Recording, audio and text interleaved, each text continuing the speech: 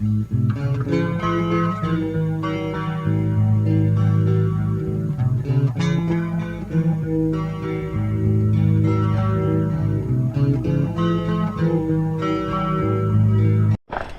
Misha here, and lately I've felt more like doing Blackbox videos, just how it goes. I actually have quite a few models. I'd eventually like to get into the Japanese tanks. I know this is a shocker, I have quite a few Japanese planes and tanks. Again, not an anime fan. If you are, that's cool beans, but when you're blind, they're not really do a whole lot for you. No, my interest in Japan is just because they're different. As you know, I also have a major interest in Russia. And I've already done a number of videos on Russian tanks and planes. Although, I should do an updated MiG and Sukhoi video. Maybe one day when I need to bring them all down for dusting, because it's a lot of work. And every time I'm afraid I'm going to snap off a pitot tube. It happens. What can you do? Anywho, I just felt like doing black boxes lately. Maybe because it's been nice summer nights. And as you can hear, there's fireworks. This seemed like an interesting light to do a video because it's two things. For one, the 4th of July holiday, because it fell this year, 2023, on a Tuesday. Most people I know just took it as an opportunity to have a 4, even 5-day holiday weekend. So either stretching from Friday till Tuesday or Saturday to Tuesday. And so there's been fireworks going off pretty much every night here, and this is Monday night. And a lot of the cities around here are actually doing their fireworks displays tonight as opposed to tomorrow night. Not 100% sure why. But yeah, another interesting factoid for tonight is this. July 3rd, 2023 is a full moon, which is always pleasant, especially in the summertime. But it's an interesting one because the moon is at its perigee, meaning it's about as close as it comes to Earth, which means its luminosity and size is about as big as it ever gets. Although, in truth, from what I've been told, most people can't really see this with the naked eye, but, you know, hey, fuck all if it matters to me. But it's kind of interesting, I thought. This is often called a supermoon. I believe the opposite when it's at its apogee is called a micromoon, which is best name for a microbrew, and also seems like it would give the moon some insecurity. But there is a pretty noticeable difference, at least mathematically, between apogee and perigee as opposed to brightness on full moon. It also counts for new moon, but that's neither here nor there for what we're talking about tonight. So yeah, I thought I would show clips of me attempting to point the camera at the moon. I do not know what you will see. Right now, you're in my pocket, so it's a traditional black box. But yeah, we'll go. See how it goes tonight. And you might catch some fireworks in the background too, and definitely will hear them throughout me talking. So, trying to think about a topic to do for this video. There's a lot of fun ones I could go into. I thought about talking about my personal politics. Another one is I could talk about QAnon. Another one I have been thinking of talking about sovereign citizens, SovCids. Those will probably all happen throughout the year because I hate myself and I'm a masochist, and it's one of those things, no matter what you do on the internet today, you could do a video that should not be controversial, like women are women, men are men, or slavery was bad. In either case, you're going to get people who not just disagree politely, that's cool, but vehemently disagree. As if my opinion and me expressing it is a personal attack on you. It's not. Disagreeing with you is not an attack. I don't know where this little tiny, seemingly self-evident factoid got lost along the way on the internet. So that actually led me to this video's topic, the internet, its rise, because I've pretty much been around for all of it, at least the internet as it is known today. My generation maybe was the second to engage with it. Although one might argue the first, especially considering my position. So anyway, throughout the video, I'm going to attempt to point at the moon. We'll see how that goes. And yeah, we'll see. But talk about internet times and pre-internet times and fun times and how we got here to this wonderful world of Twitter and Facebook and everyone just agreeing in harmony, because that's where we're at, right? So later on in the year we'll get to controversial, but hey, it's Independence Day, or at least close enough to it. By the time I publish this, it will be. So let's try not to get too right now. Sometimes we should just raise a truce flag, you know, just like, hey, let's just hold off and sharing what we've all accomplished together, because in a lot of ways the internet is a very major accomplishment for humanity, and one that came about very, very organically. So let's spin back and just, full disclosure, these black boxes aren't research. They're just a dude who's blind sitting on a swing in his yard at night with nothing, no notes. Over on my main channel I do research videos, and usually when I do models I will research them a little bit, but these are just me chilling and musing in the backyard like we used to do with friends. When you're sitting out chilling with your friends chatting, you don't research what you're gonna say, you just kind of talk about what you know, and if you're wrong, that's cool. Friends will say, actually man, I think you're so this is kind of the old style we used to do before the internet. If you go back and look at Cliff from Cheers, there you go. People like him probably wouldn't survive too long in the internet age, would they? So anywho, let's rewind to the 1970s. Moon should be starting to rise soon anyway. Funny thing is, because it is so close and full and it's the summer, it's going to be very low in the sky.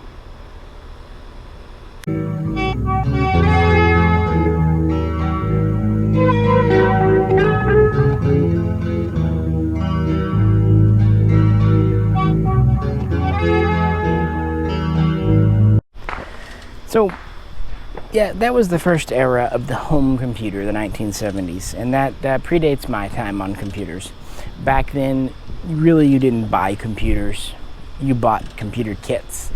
And even then, a lot of times people would do their own soldering and board creation, and it's really fascinating, and I have a lot of respect for this first generation of home computer pioneers, if you will. Sorry, I'm just rearranging things here a bit.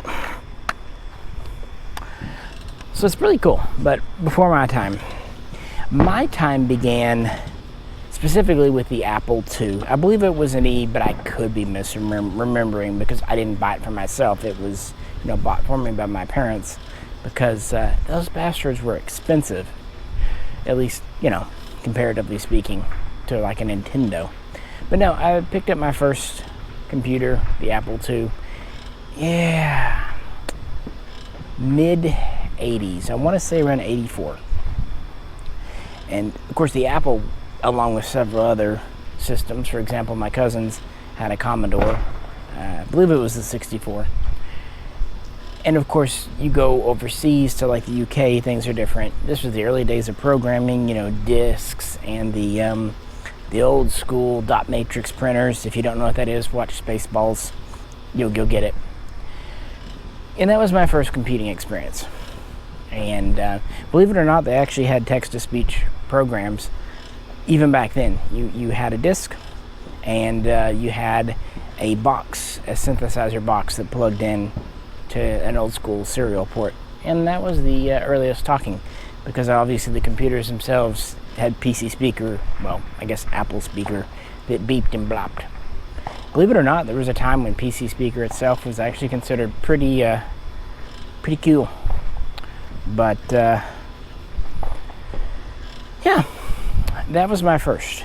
And even back then, we had modems. The first speed modem I remember was 300 baud. I did not have one of those, but people I knew and their businesses did. And of course, these were early on connecting to BBS's, bulletin board systems, local things calling over the internet. And this is the early days. I didn't have one for my Apple. I don't know anyone who really did in my region. Again, growing up in rural Arkansas in the Ozark Mountains. So it was just cool to have a computer. In fact, that would have been slightly pre-Nintendo. Yeah, I remember it was, because we got a Nintendo, my brother, a couple of years after I got my Apple. So, yeah.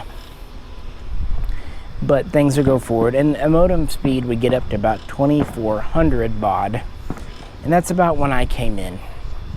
Now, we didn't have internet proper yet, but we had a local BBS you could dial into that was just one town over, and thankfully wasn't long distance. It was called NickNet, if memory serves. And it was one of those things back in the day. It took a while even for very, very low quality graphics to upload. A lot of stuff was ASCII. It was just a bulletin board. You would go post there. There was some basic file transfers back then. One disc, 512K. Later, of course, 144K for the 3.5-inch discs. Oh my goodness, that took forever. And if someone picked up the phone, oh boy. And that's just dialing in. If you were a server, it was more complicated. You had to either have multiple phone lines or you had to wait for someone to get off. It was almost like a bathroom stall experience. Okay, someone's logged in right now, it's busy signal. Try calling back later and see what they left for you. Hopefully it wasn't literally a turd. But yeah, people would go on there, and that was pretty cool because it was a way to exchange data or ideas or answer comments without having to swap discs. Before that, you copied discs. Some places, of course, it was cassettes.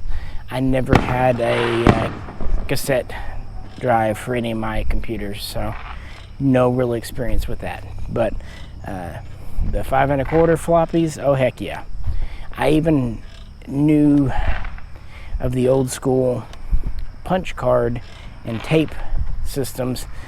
I never had one at home. Those are businesses. We had a big blue one at the newspaper that my parents owned, and a friend's dad had one in his doctor's office. So before this, computers were kind of big refrigerator things that, and those had tape drives. So that was the early era in my Apple, which I used for probably 5-6 years. My next computer was a laptop, notebook, today's parlance, but back then laptop was the thing, and it was from Radio Shack, and that should already tell you the brand right there if you don't know. If not, it was a Toshiba. And I believe that was around 1990, because I think I was in the 6th grade. Anyway, that was, maybe it was 5th grade. I don't know. Anyway, that was my first PC, IBM type. Of course, it had DOS. I don't remember which version now. I want to say 4, but I might be misremembering because I was on so many computers back then, like the library computers at the school, the typing computers at the school, and the computers at the office, the newspaper. So I remember working on DOS 4 a lot, but I can't remember which computer it was on. And of course, over time you upgrade things. So even if it started with one version, you go to another. It was a good little laptop. Well, little being relative. Wasn't that much bigger, like horizontal and vertical, but thickness-wise, it was, And I remember it came with a trackball. Anyone remember trackball? And it had a port for a modem jack, a little sliding cover. But it still didn't have a modem because there wasn't a lot of use for it in our local area, aside from logging on to a BBS or two. Next, and I remember I was entering junior high, so it wasn't long after. So 8th grade, 7th grade, I got my first, I guess it'd be 8th grade, first PC desktop, and it was a 486, and that's really where I cut my teeth, upgrading it quite a bit, It was the first to have a CD-ROM, which was amazing at the time. The storage, the word processor. This is when I really was able to just use speech software with very little issue, if that makes sense. And I upgraded it quite a bit over its years. I think it started off as like a 33 DX or SX, and ended up 100 megahertz towards the end. It went through a couple of processor upgrades, memory upgrades. I remember very clearly it started with 4 megs of RAM, which seemed like a lot, but by the time it was over, I think I had 16 in it. That was probably about as much as that particular motherboard would support. Started off with a double speed CD-ROM, ended its life with a quad speed, and even a DVD player, which back when that first came out, you actually had to have a separate video card. Like, it wasn't just buy a DVD player, put it in. No, you had to actually link it to a video card, which is kind of funny if you think about it. But that was where I really learned. And that's also, I remember I told you about the earlier modems I dealt with 2400 baud. With that one, by that time 9600 was the deal, and very quickly bumped that up to 14.4 and stuck with that for a long time. Eventually went to 28.8, but 56K, which came out in the late 90s, it wasn't too useful around here because most of our phone lines couldn't support that lightning fast transfer anyway. So, yeah. So that's my first internet and computer. But we had one problem. There wasn't a local ISP. So, what's a young kid with not much money to do?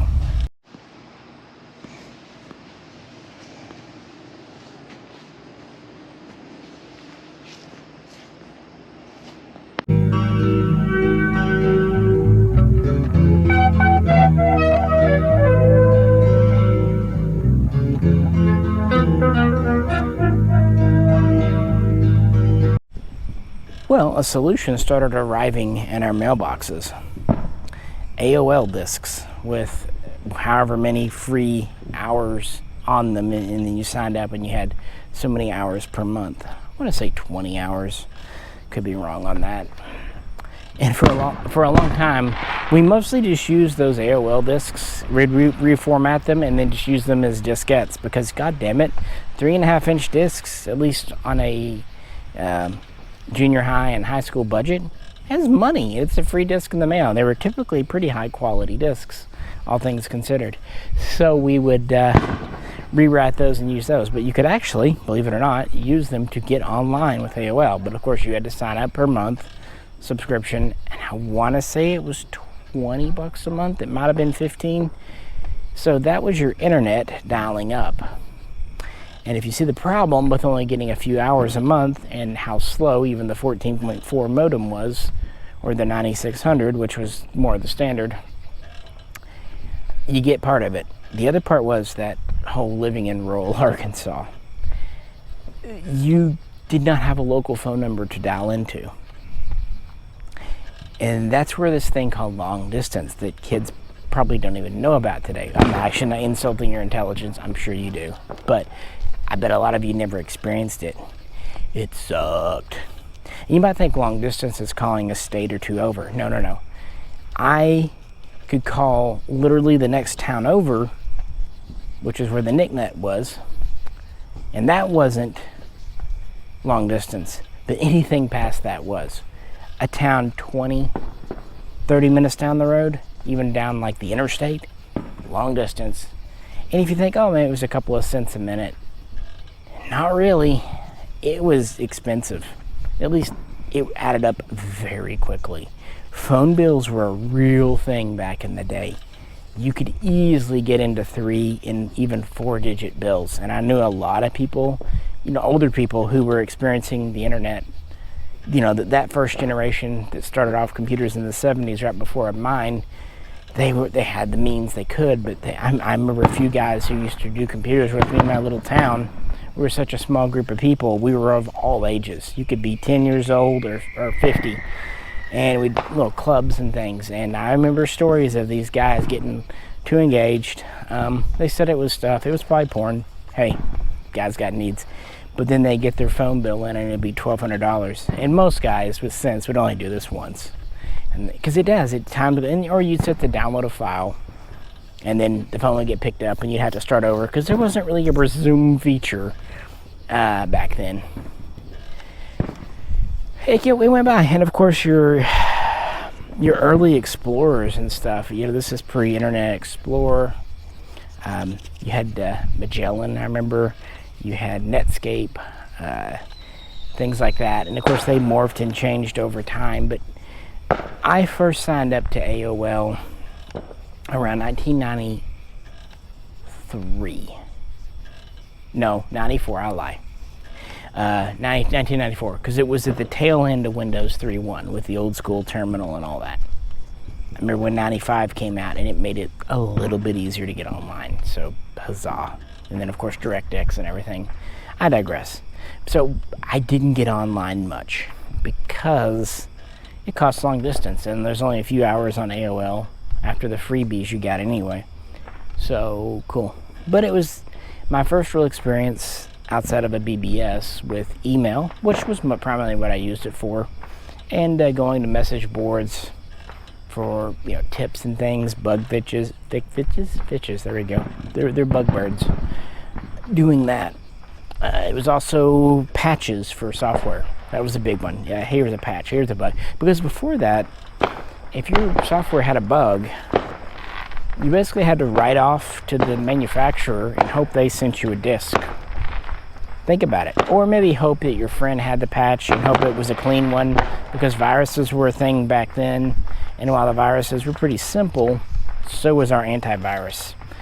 So yeah, you couldn't just hop online and download the latest update to your antivirus. So if you bought an antivirus in 1988, you had to wait for regular update packages through the mail.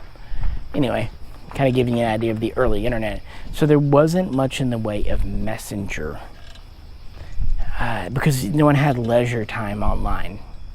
It was get on, check your email, check the few bulletin boards or chat rooms, which really weren't, to my remembrance, too much in vogue, because unless you were rich or lived in a town and had the ability to pay for internet, you didn't really have it.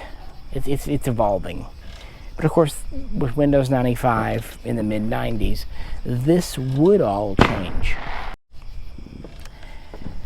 So yeah, Windows 95 wasn't fantastic, and I remember I would use it, but I also dive back into DOS because limited resources, and I'm still using the same 46 desktop, which started off pretty fast, still doing pretty good at this time, but soon the Pentiums would come out, and then the Pentium MMX, and then the Pentium 2, and 16 megs, and then 32 megs of memory, and then real quickly 128 megs became the norm. It actually would stay there for quite a while, but yeah. Interneting.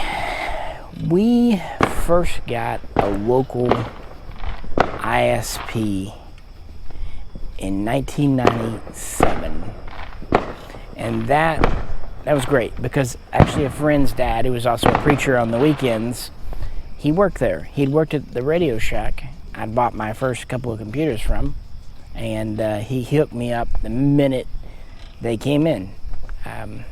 Now granted, the reason I had computers and internet access, the adults in my life, making a very good call, thought that me being disabled would find the internet useful. It's not like a card catalog and a physical library is great for me. So yeah, obviously they got me some encyclopedias on CD-ROM, but those were pretty basic back in the day because of limited storage. But that's how I had access for it. It's just people that had foresight. Of course, I did, by this time, work a job, especially in the summer, and I would pay what I could pay, to help out, because it's still pretty expensive.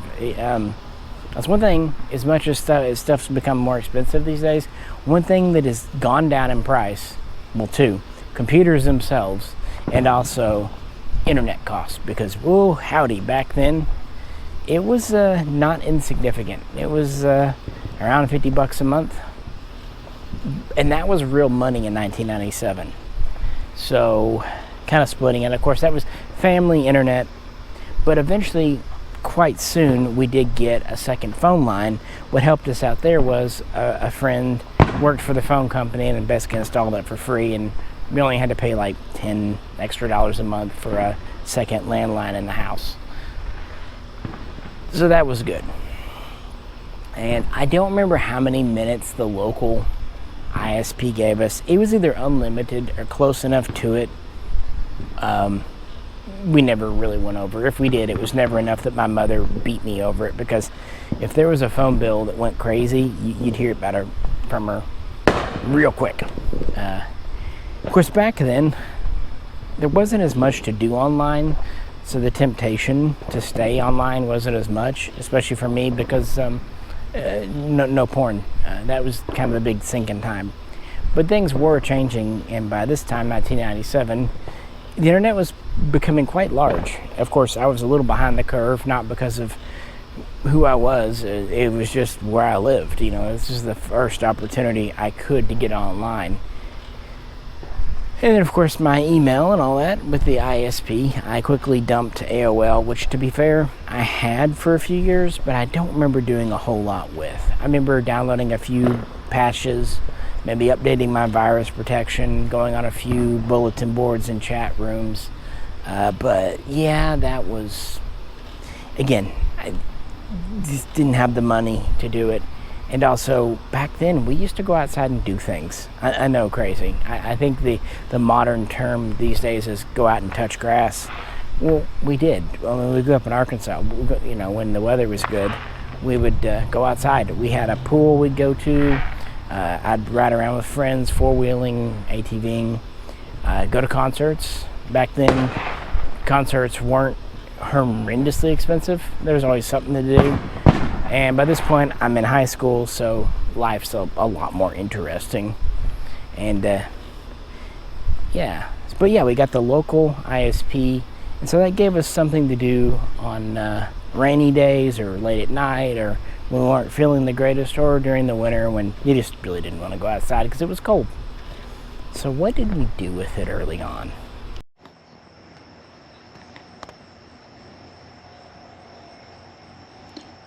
Had to wait a little bit, but at least it came out. Clouds parted.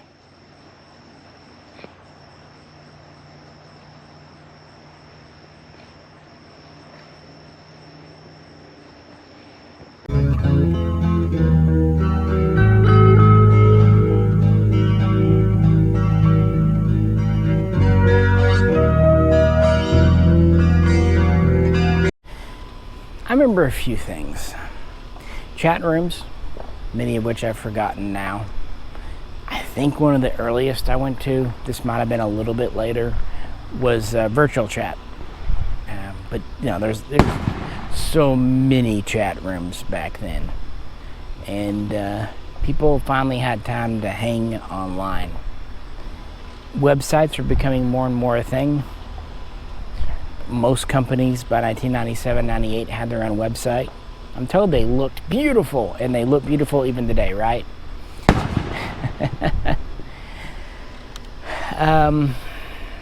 Talking about concerts a minute ago, I remember when the Ticketmaster and all that came online, and you could actually buy concert tickets online.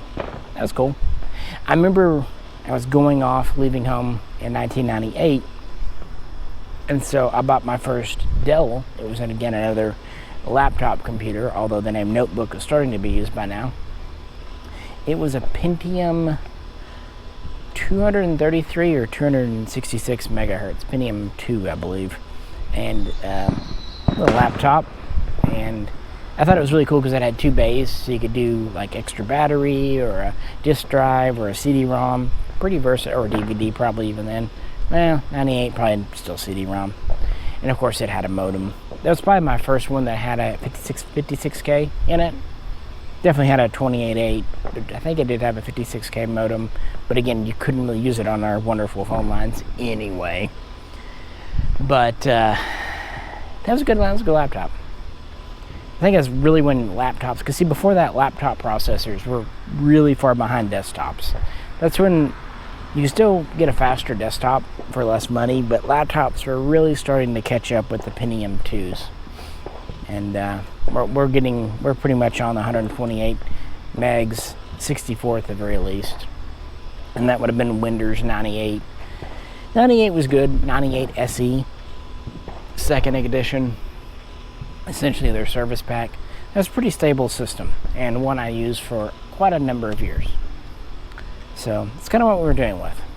Now, of course, AOL had a messenger for quite some time. But in the beginning, it was just for AOL users. Soon there'd be AIM, AOL Instant Messenger, and you could just download it to anywhere and do anything. This is pre-Yahoo, pre-MSN, but it wasn't pre-something else. Something that some might not remember now, but was very big for a number of years. ICQ. Kind of wondering how the mic's picking up the fireworks. Oh well, it'd be a different type of black box. Yeah, ICQ. How did I hear about it? Actually, my cousins. There were 3 of them, and I don't know how they found it, but it started off as a Israeli program, and quite small. I signed up in 1997, when pretty close to the local ISP. I remember I'd already been on there quite a bit by the time I got that new laptop in 98, because I remember transferring over my contacts list and doing all that. You basically logged in with a unique number, and then you set your username, and you could fill out a profile. What was neat about it is it gave a chat experience. You could even do a chat mode. But it was a standalone program. It was free to use, and it was private. I know that might sound kind of crazy, because a lot of the stuff like Facebook today, you post and anyone can read, at least if they're in your friends group or whatever. But that could just be one-on-one messaging if you wanted it to be. I like privacy, and sometimes it's just a little more than I didn't want everyone else knowing my conversations. But I remember logging on to it early on, and it was really cool because it started off as an international program, and so you just get on there and you'd meet people from around the world. Now, typically what would happen, you'd be in a chat room, and if you like someone, I don't mean like kind of like it, assume, hey, here's my, so you kind of give them your phone number in real life, hey, so you would add each other to contacts using your number. Basically, you put the number in and hit add, and if they had it set to anyone can add, it would just add. If you had it set to, authorized, you get a notification, so-and-so wants to add you, accept, decline, and you could do that. And so you kind of take it there if you met each other, because, in a chat room, you might lose touch. Chat rooms kind of got busy, or they closed down, or mods would get weird, or people would get banned. So it was a second way to contact, and still remain anonymous. You could put your name, location, address on there if you wanted, but you didn't have to. None of the fields were really mandatory except like username. I think even then, if you didn't put it on, it would just show your number, because it wouldn't be long before spam bots would hit, because this is the internet. But we had a couple of good years there, kind of the Wild West era. But that was cool, and you just hopped on there and you would just meet people from around the world. There were a lot of Aussies online. Not so many Russians initially, because in 1998 the status there wasn't as good, but they would quickly catch up. You'd meet quite a few Brits. There'd be quite a few Americans, but a lot of them would be New York or California, just for kind of obvious internet access reasons. But as internet spread, it would just kind of go everywhere, and that was the neat part, was just socializing with who started off as strangers, and you got to know them, and you could share problems or things, good experiences with them that you couldn't necessarily share with people in your real life. Music was a big topic of conversation, favorite movies, cool websites, porn websites, I'm sure too. because it's the internet, and it's just stuff, especially for teenagers. Guess I would have been 17 when I got it, so yeah, something like that. So, just sharing with people, doing that, it wasn't really sexual. I know that sounds weird today. The first person I knew that did meet someone off the internet was a girl at our school, and she brought him down, and we didn't say shit, but I remember that very clearly. It was like the first internet meeting. It was such a new idea. We didn't even know what to think about it, good or bad. It was like, oh, okay.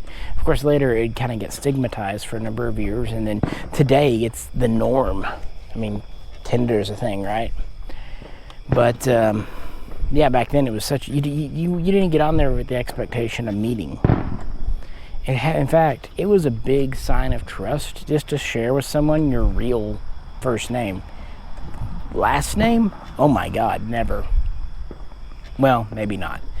Eventually, if you really trusted someone, you'd tell them your name. Of course, this is before information was as easily looked up as it is today, but I bet even in 1997, 98, a determined person could. Another thing, pictures. Obviously not a real big deal for me, but with the slow internet of the day, it was a big trust thing to show a picture, and most people just had 2 or 3 pictures on their computer that if they wanted to share with someone, they would. And the thing is, most of them were pretty done up shots, like professional photography, because usually the only way you got your computer to have a picture of you on it was with a physical picture, like an actual piece of paper, in a scanner, because digital cameras weren't much of a thing back then, and the early ones were all black and white. You could always tell if someone had a black and white photo, it was an early digital camera.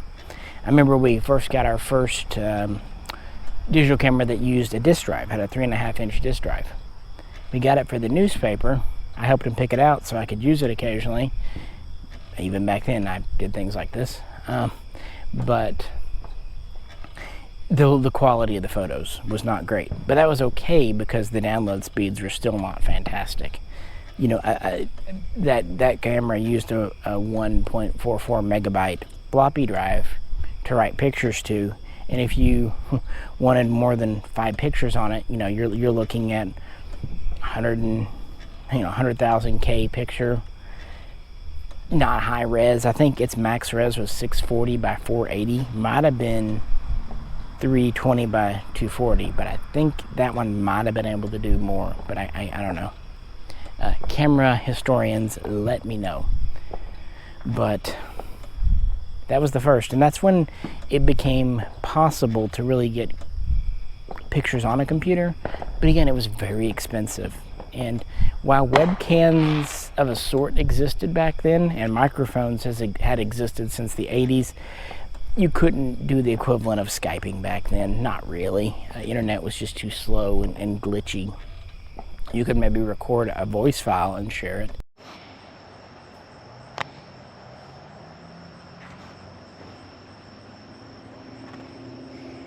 I wonder if I'm actually getting anything on camera.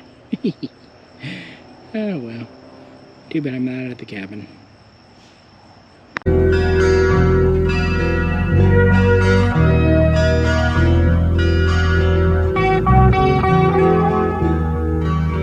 Sorry there, the camera was getting a little on the warm side and I needed to go grab an extra battery just in case anyway. Boy, a GoPro camera would be such a wonder back in 1998. Shit, it would have been a wonder back in 2008. But we'll get there. So yeah, ICQ and the early days. It was so neat meeting people. I remember the first girl that I actually got to know really well, and we actually talked on the phone. Remember that long distance? Yeah. That was an interesting thing to explain to my parents, why I was long distance calling someone in Louisiana for a long time on end. Again, I don't ever remember being much in the romance thing. We were just kind of people hanging out, same age, some class. I actually remember her full name. It's funny what sticks in our head, isn't it? Yeah, well, I hope she's doing well. But again, it wasn't a romance thing. It was just a connecting with cool people thing. And there were others, definitely for sure. Even eventually some in Arkansas that I met. And not just women. Plenty of dudes too, especially when you were talking music and shit like that. I would imagine a lot of dudes talked about video game stuff too. But not really my bag. So I would move away from home fall of 98, taking my laptop with me. And that was the early internet. It really was the Wild West days. You know, I mentioned the music earlier. Anyone who was there is immediately going to think of Napster. And also FTPs you could log on to and do file transfers. And there were some other things that would come around like LimeWire. And this is when you started to get like T1 connections, especially if you went to university. Today the connection wouldn't be that especially fast, but jumping from a modem to an always-on T1 connection, oh my, that's really what it opened up. And that's when, you know, network adapters, yeah, Cat5 cable and all that came to play, where it would really matter.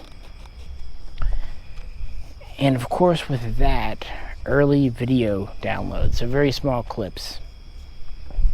And music had come a long way thanks to this thing called MP3. I don't remember officially when it was created. I think it was like 1993, 94. The first time I remember using MP3s was 1998. And what was cool then, we had these things, and they were a short-lived technology, but they were cool while they lasted, called zip drives. You could fit 110 megs or 220 megs, or was it 250? Nah, well, onto one fat-ass cassette disc, kind of like a really hyped-up. That's great. A lot of people like doing that. Hurts my ears. Really hyped-up 3.5-inch disc.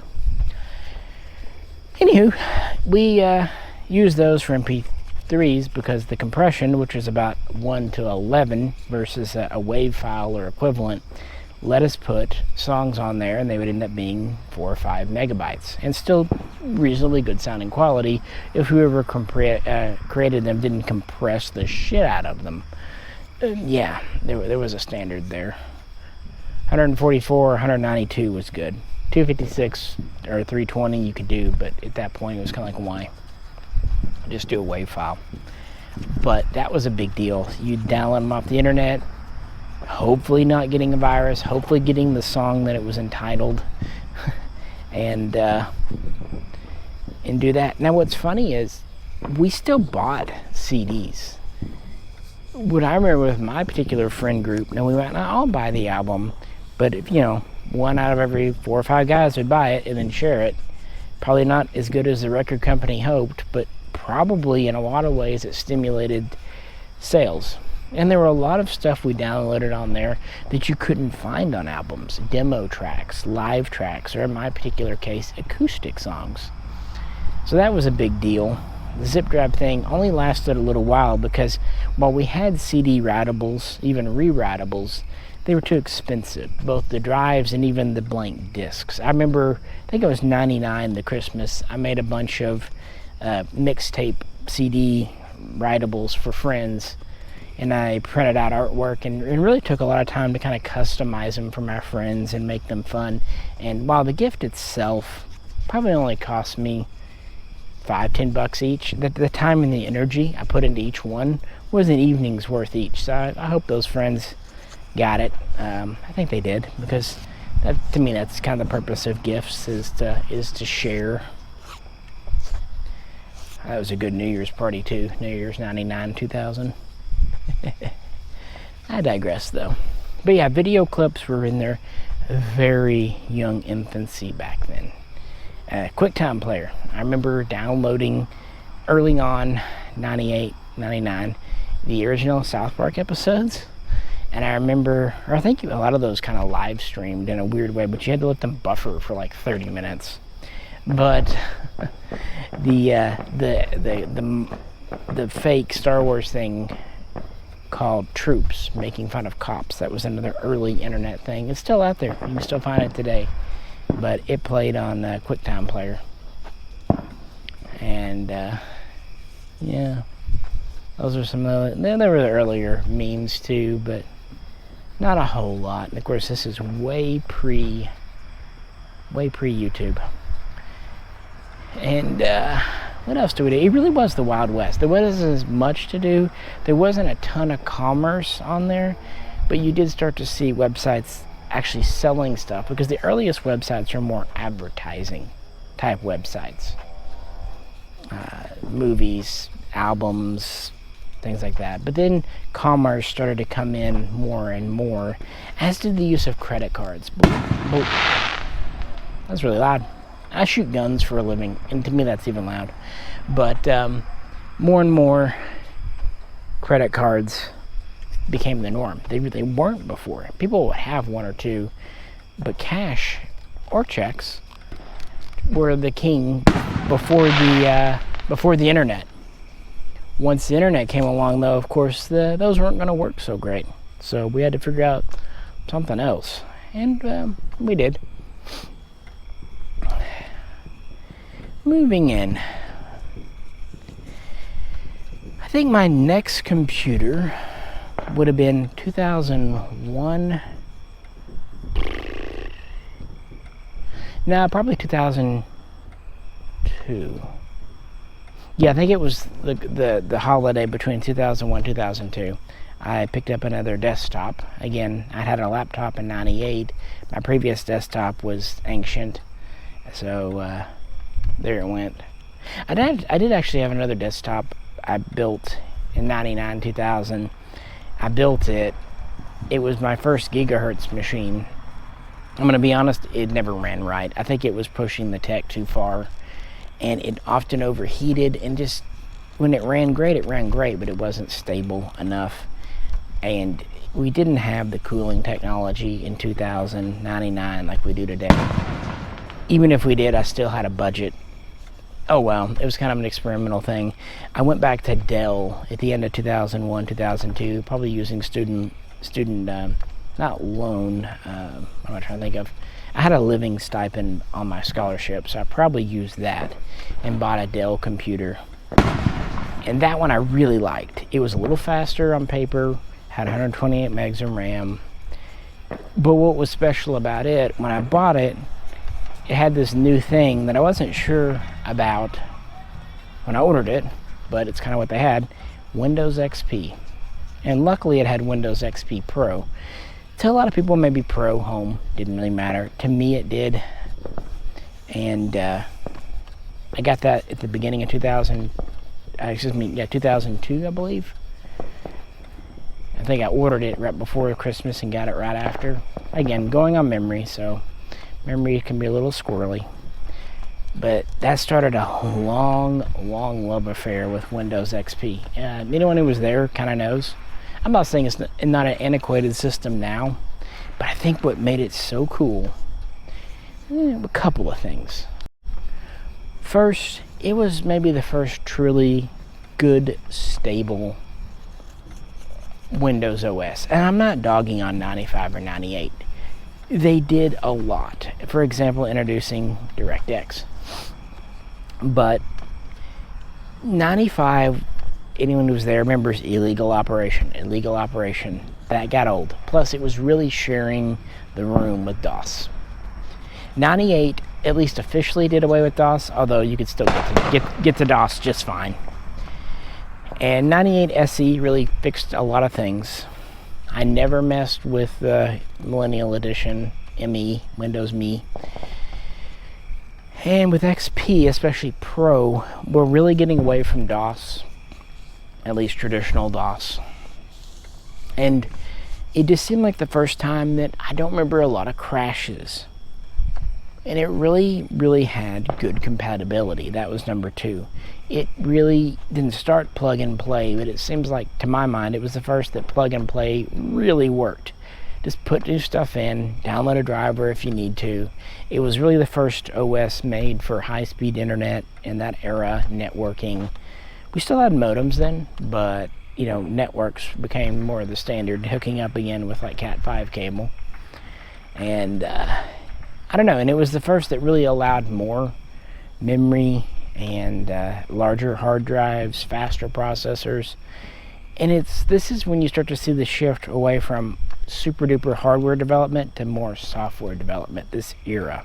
Because from the late 80s, really even the mid 80s, but through the 90s and early 2000s, it was hardware, hardware. If you bought a computer, thank you, boom, it would be obsolete, like not really usable within 2 years, unless you were just doing the basic stuff. Even within 6 months, it was no longer the greatest. That's just how quickly processors were getting faster and the needs of memory was increasing. This progression would slow down in the mid and late 2000s. And almost come to a stop in the 2010s, if I'm being honest. Software and compatibility started to really take over. So this desktop I really liked. And it let me hook online. You could stay online. I even ran an FTP for a while, sharing music. Hey, it's been like 25 years since I did that, so I can share that now. What was funny is all my music was legally purchased. I still have all my CDs. If someone ever demanded they check me, I've got all my records and stuff and CDs in the attic in boxes. So, yeah, have at it. I always used to think that would be funny because there was all that talk back then about pirating music and how they were going to prosecute you, and that was a big push.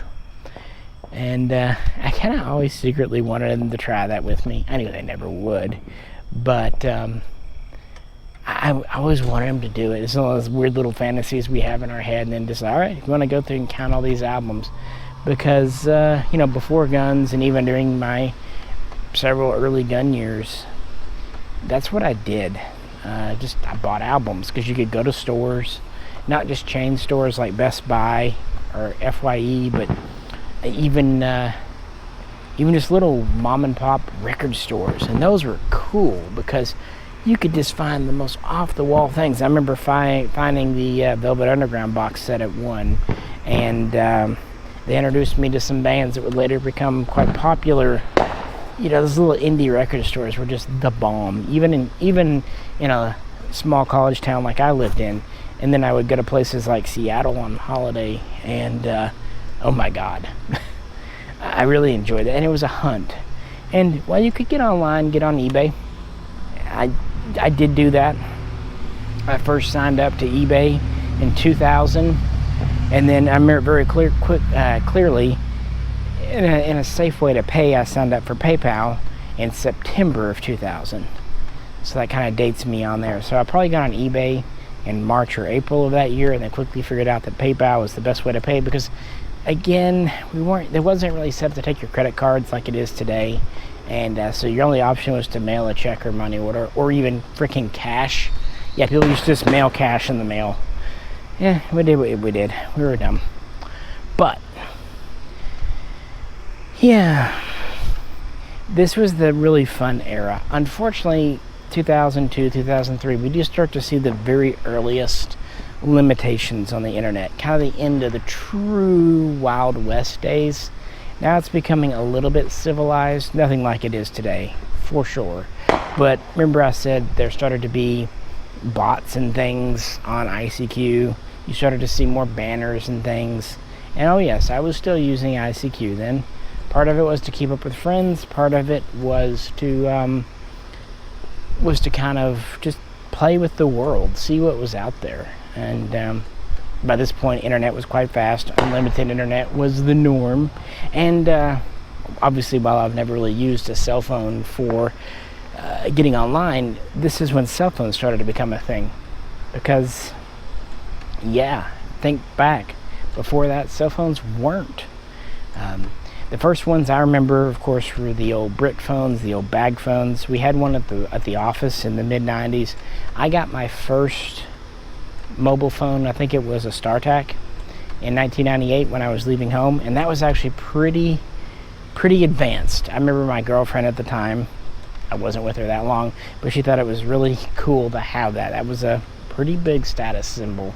But I also just used it mostly for emergencies or just to check in. Keep in mind, I couldn't drive, so it was good for me to make sure, hey, you coming to pick me up? Or someone called me, hey, I got stuck in traffic. You know, it made sense, but by 2000, 2001, 2002, the internet plan, the cell phone minute plans were up to about 250 minutes per month, and that was daytime. And then they did like 750 nighttime, and some plans had free evenings and weekends, but you had to be careful because to them evenings started at like 9 p.m.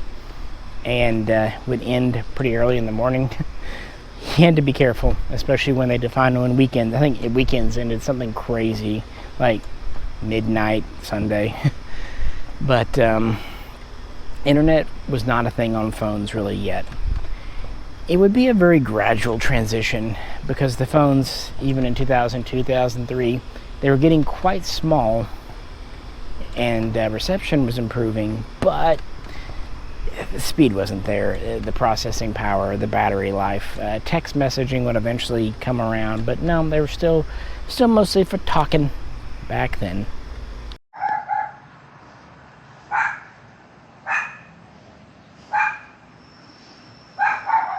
I've heard of howling at the moon.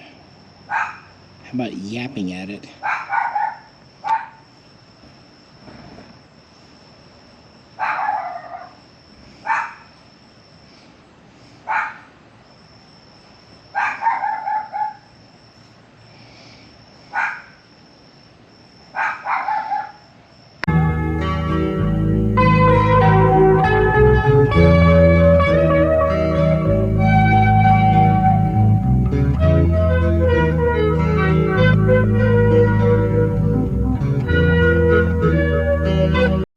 Had to stop there for a minute to squirt some WD-40 on the swing because this heat we've had has dried the original grease and oil out. Could some lubricant work better? Maybe, but WD-40 is a classic and I love the smell. And it's not very toxic, so, and it does well for something that sits out in the yard and does get wet quite a bit. My dad used it, so nostalgic from there. The interwebs, you know, we gained a lot in the early 2000s. Better speed, a lot more people. This is when the internet became really commercially viable, which is why the Wild West, much in the way that happened there. You know, the Wild West kind of gave way when it became more civilized, for better and worse, and the internet did the same thing. But we did lose things, and of course it's never overnight.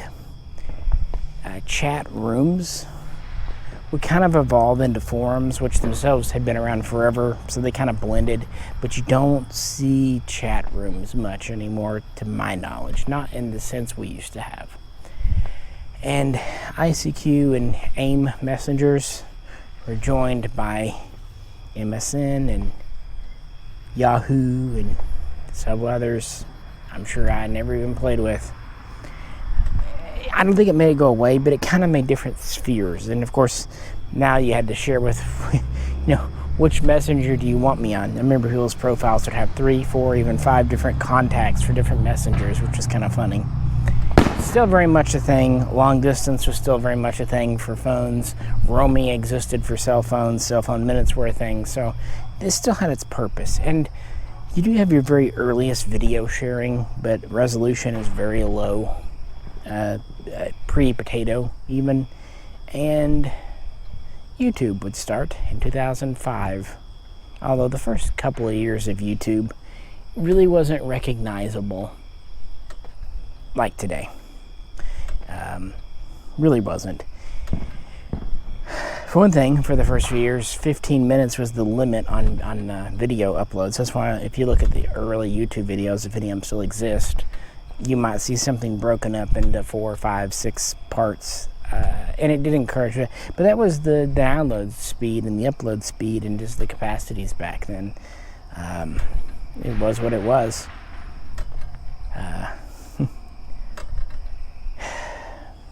Yep.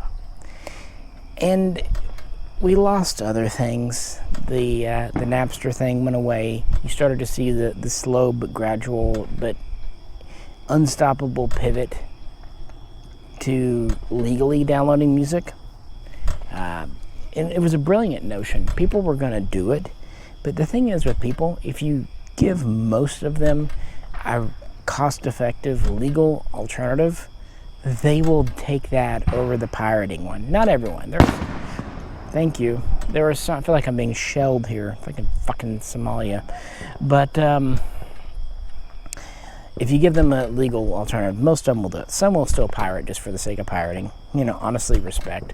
The annoying part to me, yeah, you could download a virus. That stunk. Also, just downloading something and essentially getting the early 21st century version of Rickrolled. I mean, who wants to download this ultra cool song that just came out from a band you love and it's fucking like the Macarena or something that was just mislabeled? So, yeah, it happened. So if you at least legally bought them from iTunes or wherever, you knew what you were getting. And if it was somehow wrong, you could, you know, so there did make sense. Now, that said, I was still a big fan of buying the album because to me, usually it wasn't much more money and you got the physical disc. And I tended to like that. And this was really before the lossless was big either. Computer-wise, my next computer would have been mid-2005. I bought another notebook. It was actually a very thin little Dell. It was their business line. It was that early Latitude. Very, very thin thing, extra batteries. I love that computer. It also had a card that slid in the side, you know, the old PCI cards, where you could have a little antenna and you put a SIM card in it, and so it acted basically as a cell phone, and so you could log on the internet via essentially what, you know, making your thing a cell phone. And this wasn't pirating. This was actually sold by AT&T or whoever they were back then, and so that was really cool for me. Unfortunately, that whole thing lasted only a few years. That sucked because the rise of actual internet on your phone would come by 2008, 2009, 2010. So the idea of a computer having a SIM card slot to do that with disappeared. And I've never really found a great replacement. For years, I'd call AT&T and say, hey, this is my situation. And their answers are always like, well, get this device to link to your phone to do a hotspot. And I'm like, look, I used to be able to just get on my computer, click connect. It would call the number that I was connected. It's like, now you want me to buy 2-3 extra devices. Why make a process that was so simple so much more complicated? And the thing then was the hotspots weren't like text-to-speech accessible. Like, I wouldn't have a way to know for sure it was getting online. I don't know, it kind of disgusted me. And by that time, 2009, I was not traveling near as much. Like, my travel years were essentially 2003 to 2008. And so having mobile internet was awesome. Although, unfortunately, that little computer couldn't do much online in places like Germany or Russia. I wonder why. But it actually worked out at the cabin, believe it or not. I had to be outside, but it did work. And the internet, I don't know, it stabilized for me. Now, I had done things online, like 4chan. I'm not going to talk who I was and what I did. The whole benefit of being anonymous. And Something Awful Forums, which I was on for a number of years. A friend signed me up. I did those for a bit, but I still did ICQ. But they did kind of edge that out a little bit for time on the internet. And there was more to do around this period. The internet was really getting quite large. And computers didn't have to be replaced every couple of years to keep them up to date. Basically, if you just kept your system clean, maybe did a fresh Windows install, you were good. So systems like that one I bought in 2002 lasted for a long time. In fact, I didn't get another desktop computer till 2010. Yeah, about that. I had that notebook I got in 2005 and used it until 2008 when the warranty was up, and actually took it back into Dell and got a new one, and then sold the new one to a friend and used that money to get a little cheap Acer netbook and pocketed $100 or so. And because 2008 was a pretty low financial time for me, and so I just really had the money. But that little Acer netbook, for what I needed it to do, not a gamer, it was a pretty sweet little machine, and it still had Windows XP on it. Yeah, that was pretty cool. And again, like I said, I had a long love affair with the XP, and it would actually continue even into my next machine that I got at the end of 2009, beginning of 2010. And now, while swinging, Greek,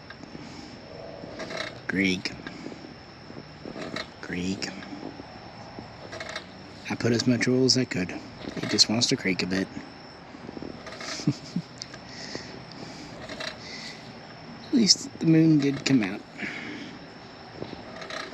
Now, if I've actually got anything on camera, who knows?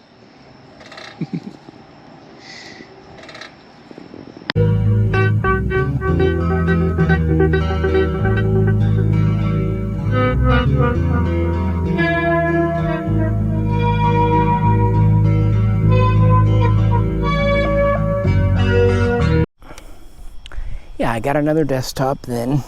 I actually still use that netbook for a number of years for something that cost $200.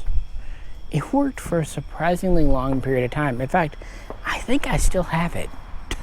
Of course, the batteries quit working on those, but yeah, it was a great way to keep going for about 2 years while I had nothing else.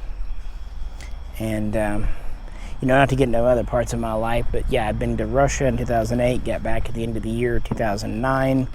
2009 was kind of a waiting year for me till my wife came. That happened in August, and we started our life here. And that's about the time I got involved in the gun online. Now, like I said, I've been on something awful, the firing range, since 2005 or so, the beginning of that year. But mostly just posted. Once in a while, a friend would take pictures of my collection at the time. I didn't have a huge one then, although some I consider to be. I also sold off a decent part of it in 2008, 2009. Nothing that really hurt too deeply, but frankly stuff that I would have sold anyway, just kind of the finding my ground stuff. But yeah, by 2009, that's when I started making big forum posts, like the big guide to AKs and the AK thread, and just really started the track, for example, Romanian AKs, kind of showing what I had found over the years, and started to be, I hate to say, more of a teacher than a student. I've never ever stopped being a student. I hope and this is a sincere hope, never will, because student means you're learning.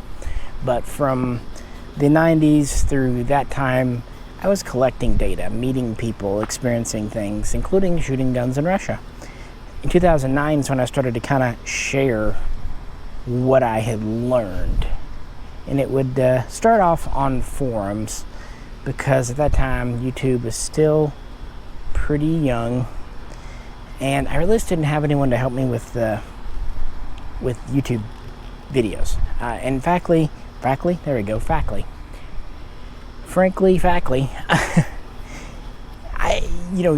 camcorders, digital camcorders were still expensive. Now, by this time, digital cameras had come down in price, for sure. Although the quality was still not fantastic.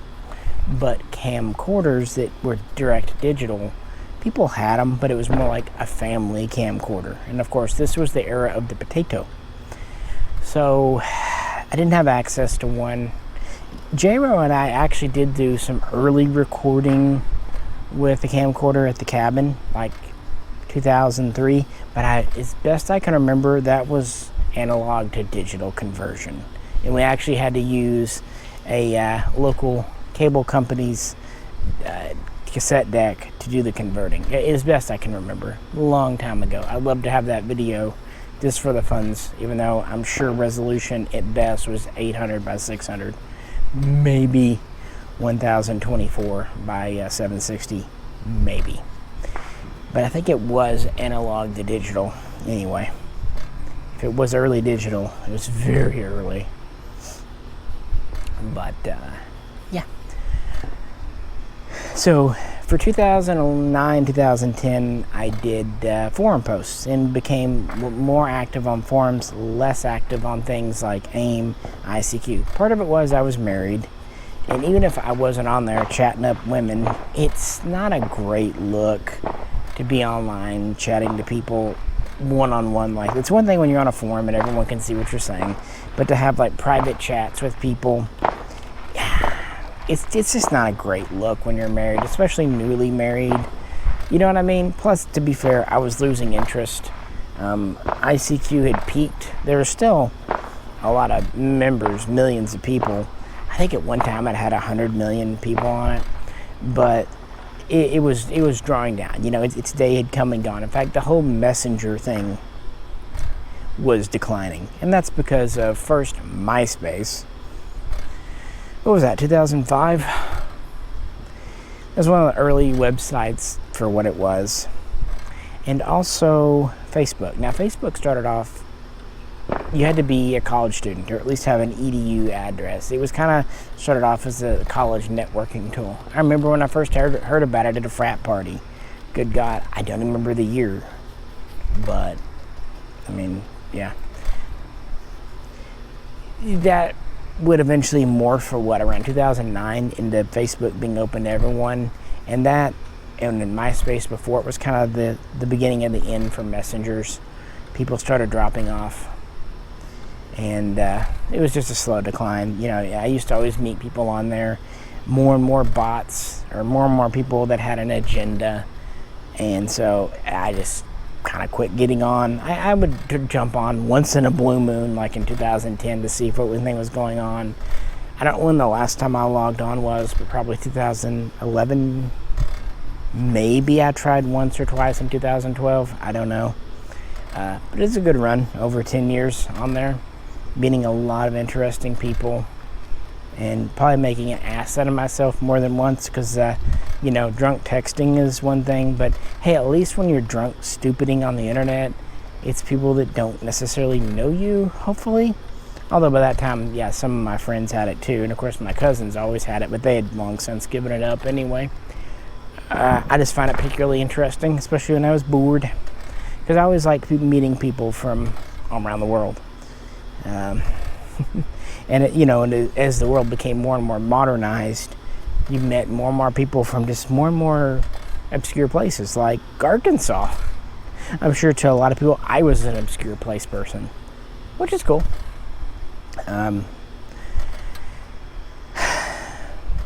What else?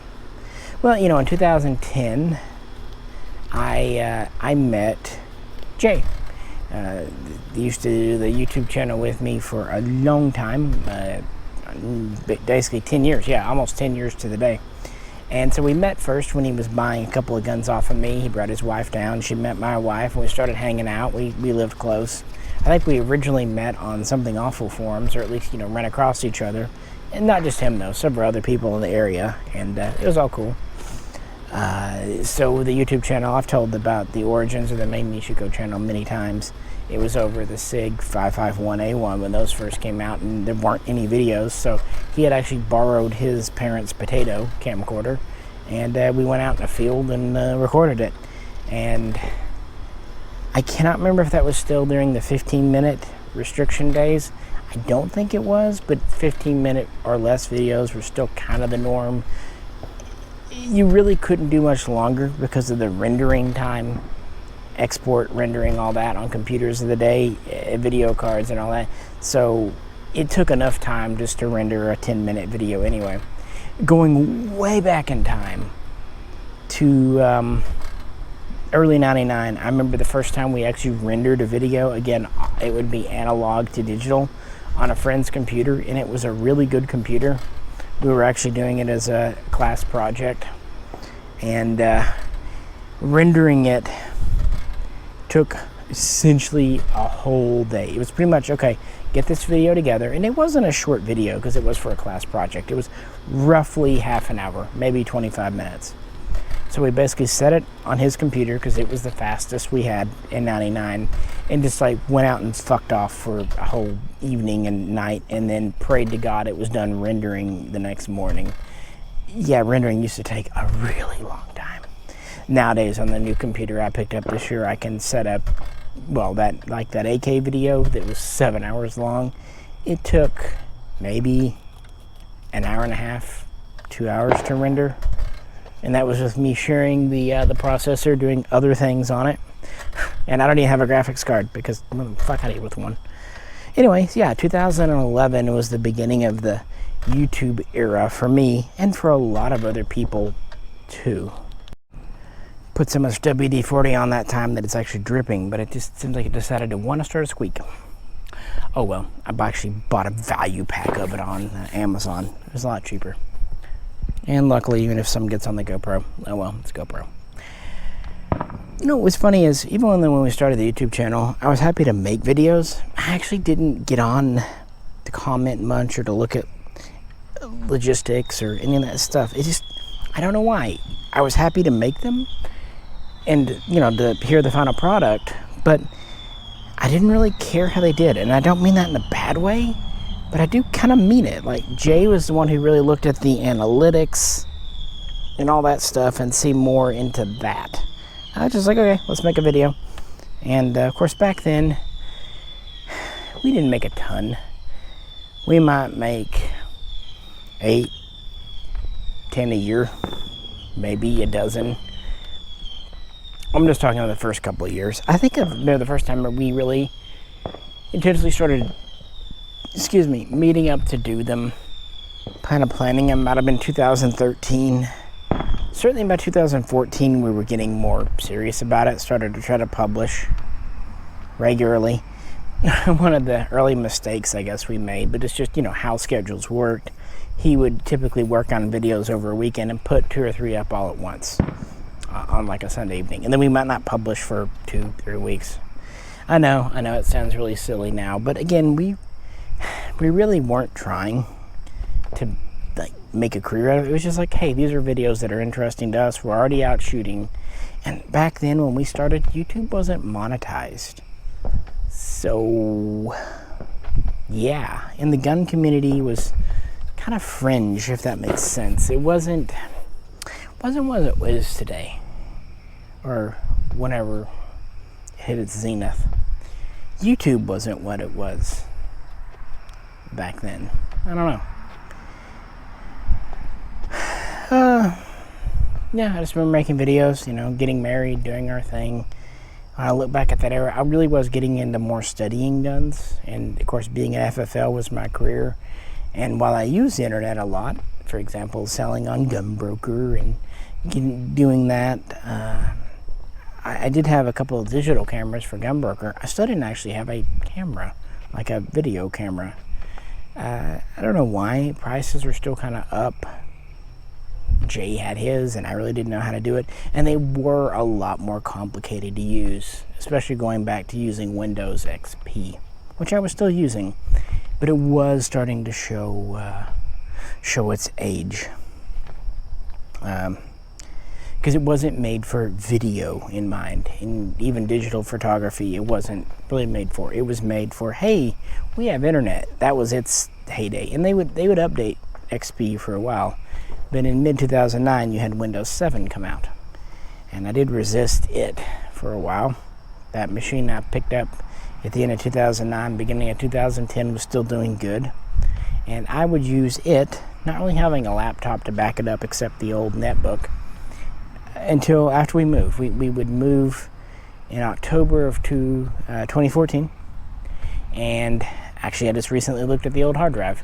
I bought a new system beginning of 2015, or spring of that year, after we kind of paid off the initial cost of moving 6 months later, because I did need it, work stuff, and again, Windows XP was just no longer tenable.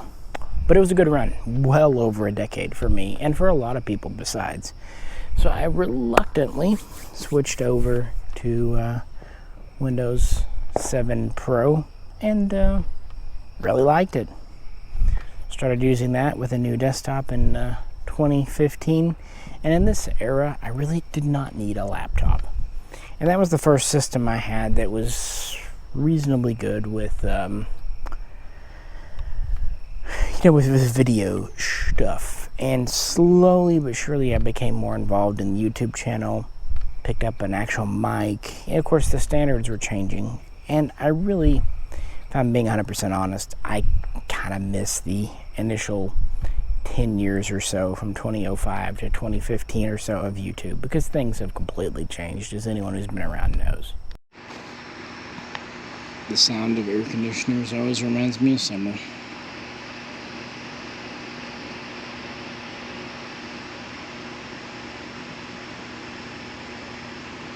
A couple of people were still shooting off fireworks even at 1 a.m.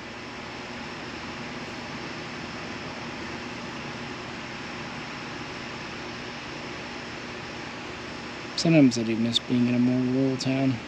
Then again, I'm glad I'm not in a huge city, so...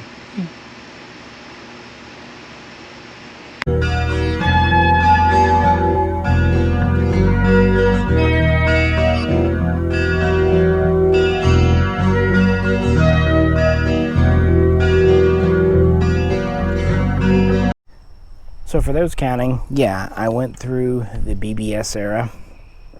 I went through the dial-up era of chat rooms and instant messenger, and made it through the era of early YouTube, and of course early Amazon. I was there for that. I did dabble in MySpace for a minute, but never got hooked on it at all. And I never ever once even started to make a Facebook account. Something I am forever eternally grateful I never did, for all kinds of reasons. I just never needed it. My family's here, my friends are here. I have friends that live in different states. I'll call me or email me. I've had the same email address for a very long time now. Same phone number too. So I'm pretty gettable. In fact, I've had those since I came back to the US in 2009. So, yeah. Remember the days when phone numbers used to change a lot? Usually when you change carriers, or even just got a new plan sometimes, you had to get a new number. The idea of switching numbers being gone is great. Keeping your old number is a fantastic thing. But of course, this is also the period of transition that I can't really talk to, when phones went less of, hey, this is a phone, hence the name phone, to this is a small computer I keep in my pants pocket or nutsack for interneting. Basically a small laptop computer that doesn't fold and has a shitty keyboard.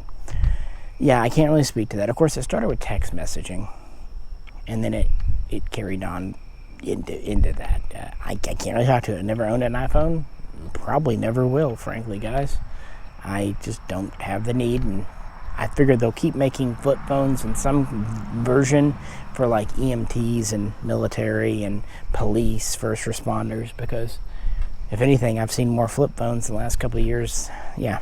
Anyway, I can't really speak to that, but I will tip my hat and acknowledge that transition happened. It also kind of led to the, not end of the laptop computer, they're very much a thing, but it was certainly a challenger in the market to laptops. On the other hand, it kind of led to a resurgence in desktops. There was a minute there where desktops were kind of being left in the dust as laptops got as fast as they did and really weren't more expensive to any note. But then the phone came around and desktops kind of received importance again. Part of it was work, business. Part of it too was just something to dock your phone to. And another part was, yeah, the rise of YouTube and other media, or even modern video games. Either way, the one thing the desktop has and probably always will have over a phone, storage. On top of that, active memory, random memory, RAM. That's something a desktop can just do. You can put terabytes on a desktop. It's hard to put more than a couple of terabytes on a phone. And as much as phones might evolve and advance, desktops can too. And the one thing too that's happened with phones now is they've gotten more advanced. My God, the cost. I remember when phones were free if you made a plan, and then they were $99 with a plan, then $150, then $199. Now with a plan, they're like $1,000, and you may use them 2 years or 3 if you're really good, and then they're obsolescent or broken because obviously you're carrying them around with you everywhere. Phones wear out, they really do. Anyway, this is kind of the rise of the desktop. In 2016, I became more serious about doing YouTube.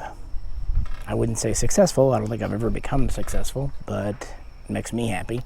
And we started publishing gun stuff on a regular thing, and I became more involved. And first, I just would edit titles and set schedules, and then eventually I figured out ways, even though I can't see, to use a TTS to do video editing. It's been a very slow process to figure out editors and systems and little workarounds I can do, but I figured out ways.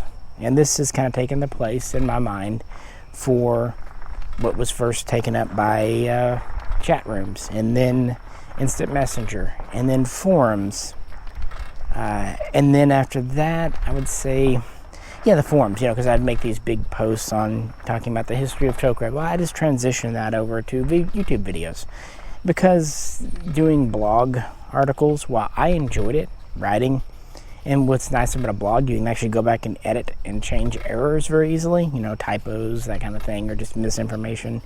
They weren't getting the views too much after 2014, 2015, 2016.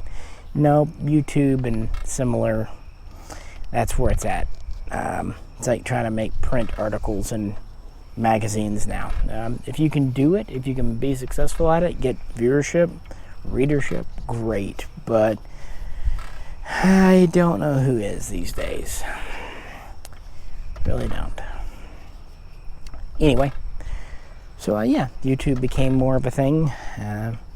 The original Mishaco channel started off in 2011, and then I started this personal channel around 2018, 2017, somewhere in that era, because I wanted to talk about nerdy stuff and just give my own personal opinions, for better or worse, because it's kind of an outlet event for me that I've had on the internet ever since the original days of AOL and ICQ and all that stuff.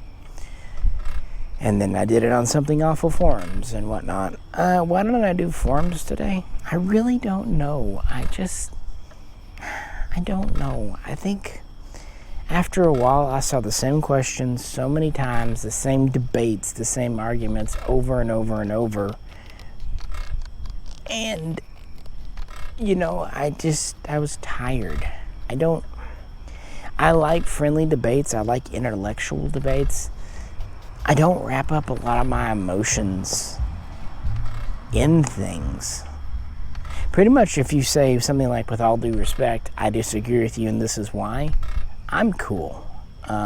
People that go for personal attacks, it usually kind of amuses me. It's actually very hard to get under my skin because, kiddos, I've been around the internet for a long time and I've kind of seen it all and come full circle more times than I can even count, really, at this point. For me, I like new experiences and meeting new people. The same old people, the same old arguments, the same old things, and frankly, a lot of people that are young to the internet. Now, when I say young to the internet, I don't mean your actual age. I mean when you got on the internet. Now, I fully acknowledge there's a generation that got on before me, the old BBSers and whatnot, and the people that lived in big cities that were able to hop on before 97. I mean, I was on in 94, but my real interneting started in 97, if I'm being truthful, just because it was so limited those first 3 years. And there wasn't much to do, if I'm being honest. But when did you get on? You could be younger than me and got online in, say, 95. And if you lived in a major city like New York, you are older on the internet than I could be, depending on what you were doing. On the other hand, you could be 60 years old in real time, but you might not have got online to like 2015 when your grandkid installed Facebook for you or whatever. it's kind of interesting. The internet years are different than biological years. It really is. I really like meeting the old timers, the guys who were there back in the day and who've kind of kept their finger on the pulse since the 80s. That's cool to me. I love history. But on the other hand, that's why I'm kind of doing this video. This is my record, my footprint, what I was there for. Of course, it's necessarily a little different than most people's because I can't see. So, yeah, not there for porn, not really there for video games, which I admit are huge parts of the internet. Honestly, a lot of video games I'd love to play, frankly. I think I like strategy games a lot. Anyway, that's kind of a subject for another video. But what I was there for were the communications, the meeting people, the sharing of ideas. And that's what I really like. And while I'm not near the oldest on YouTube at all, starting a career, or at least involvement in YouTube in early to mid 2011 is relatively, I mean, I've been poking around it for over 12 years now as a contributor. And of course, a viewer.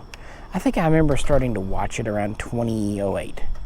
2009, in that time period. So when I first started to really watch it, I'm sure I caught the random clip here or there before that, but you know, and it's you might think it would be gun videos. They were, but there were also a lot of other things because my interest kind of runs the whole damn spectrum. You might have noticed on this channel. Some days I just want to talk about guns, other days I want to talk about action figures or die-cast models. But now, where am I at? Sometimes I'm not even sure. Quiet of the night.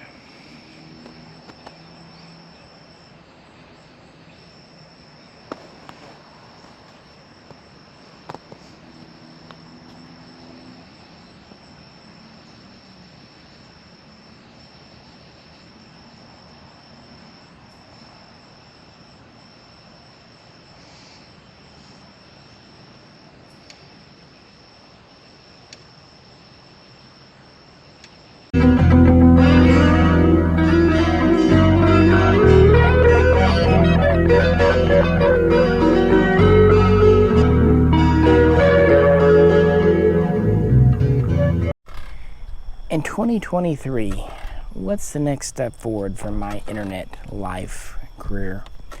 It certainly has slowed down. Part of it may be my age. Part of it may be my disability and therefore not able to engage with certain elements of it. But I think part of it too is it really has slowed down. Like I said, in the 90s it was a hardware race, including modems and internet connections.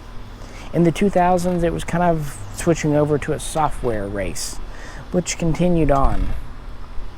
But now I feel like hardware and software have stabilized. With Windows 11 especially, even 10, these are platforms that Microsoft set out to kind of make very long lasting thanks to patches and updates. It'll be interesting to see if there's ever an equivalent of a Windows 12, or if it'll just be slowly over time by updates, Windows 11 changes to be unrecognizable from what it was before. I don't know. And of course the gap between Mac and PC has really come to nothing. I remember one of my first college girlfriends was a Mac user and gave her, good-natured ribbing about using a Mac versus a PC 25 years ago. Because they were very different back then. Yeah, they could still use the same internet. That was about it. Nowadays, Mac and PC is a personal preference thing. Most software, even if the same piece of software is not compatible, you can get a Mac version, an OS version, a PC version. It's all kind of the same. And I think the rise of phones and all that has kind of forced that, because Macs and PCs are a lot closer together compared to phones, and these days things need to be able to play on that, plus of course PS4s, PS5s, even Switches. It's one big internet being used by all these devices, which is really interesting, because in the beginning it's It's a very small internet. But what was kind of cool from the very beginning, it was an international internet, not a US thing. You know, I said at the very beginning of this video, it came about organically. I think that's kind of lost to time, that it wasn't something that one person, sorry Al Gore, just didn't sit down and invent. This wasn't some great thing that a young Elon Musk or even Bill Gates just said, I'm going to make the internet. No, it grew from what was there, from a universal need. And in a lot of ways, it was equality. It was freedom, especially early on. Freedom to share ideas, software, ways of thinking. And then in the beginning, that's what we did. We shared culture. Be it from, you know, California to Arkansas, or Arkansas to Russia, or Japan, or the UK, or France, or wherever. In ways of life. You might have someone that was upper class. I mean, millionaires could be on there. And a very poor person just on a library computer could be on there. And yeah, there were signs who had more money, but it didn't really matter. In a chat room, on ICQ, you shared what you want to share, including pictures. And you didn't. You could be you. Judge for the character. I think the founding fathers of America, kind of drawn to the 4th of July aspect of this video, the popping throughout it might have clued you in, would kind of find it very interesting, especially places like 4chan. You know damn well Thomas Jefferson would be a 4chan troll. And, you know, yeah, I think they all would. Maybe George Washington would be a bit of the stick in the mud. He'd be the more reserved guy. He'd still be on there, though. He'd probably have an alternative personality. But that's just it. We could be ourselves, or we could try being other people. We could go on there and pretend like we were someone completely else, just to experience life differently. It was interesting. And looking at the internet now, I feel like this is something that's lost, that is missing. Today, everyone's got Facebook. Everyone's got a paper trail a mile long proving who they are. You see pictures, you see their family, you see their events. It's easy to reverse search people. People dox other people, they look online. So there's no real anonymity. There's a few corners of the internet left where that is potentially findable, but not really. Even with like a VPN, those aren't foolproof, trust me. There's always a better VPN, and there's always holes in the ones, especially the commercial ones. Again, guys, I've been on the internet a long time. I've been on the other side of making viruses too. I will say no more than that, but one thing you can do when you're blind is write code.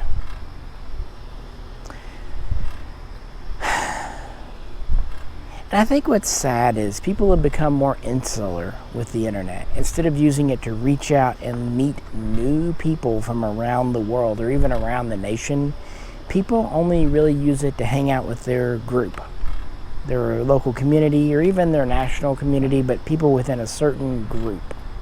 Part of that is kind of going back to what I said a long time ago about how everything is public now. If you post a message, everyone sees it, either within a group or just publicly, period. Back on the old days, could be very anonymous. Could just be you and one other person.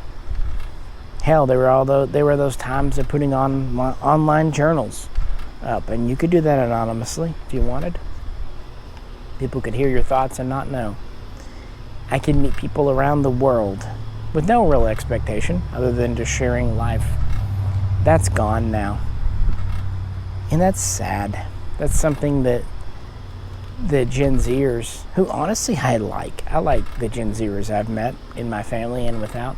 Either way, but that's something sadly they'll never experience. They're just hopping online and randomly meeting some person around the world and it not being weird. You know, just sharing cultural exchanges and ideas.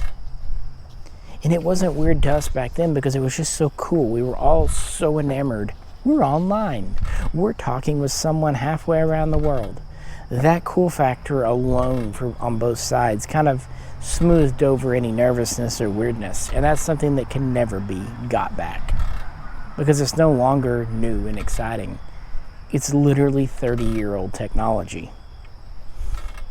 So we have an entire generation that's now middle-aged that grew up with the internet. And my generation is probably the last that can remember a life without it. Because even for me, it came in when I was a teenager. So, yeah, if I'd been born 5 or 6 years later, I would not even remember life. Not vividly, at least, without it. At least without in some way. But I do. I do remember the days of not being able to go online to find data. I remember the days of phone books and going to the movies just to see what's playing and waiting for something to come out on VHS rental 6 months, a year later. I remember of having to call landline phone lines to get people, and I remember calling a house trying to get a hold of a girl and the absolute want to puke because of your stomach when her father answered. Yeah. Or conversely, when someone you were crushing on called you or popped by your house. It's good times. And I'm not saying there aren't equivalents today, but somehow they're very different. And the internet's very different because back then it was a sharing of notions and ideas. Today it's corporate. Everything on the internet, Google, YouTube, Gmail, which is, obviously part of Google, it's all corporatized. It's all a way to feed you things, to funnel you into one direction. Back in the day, you didn't just hop onto YouTube and, do that. You would search videos out or just randomly kind of select one. Now, the algorithm, oh hell, the algorithm funnels you into one direction or another.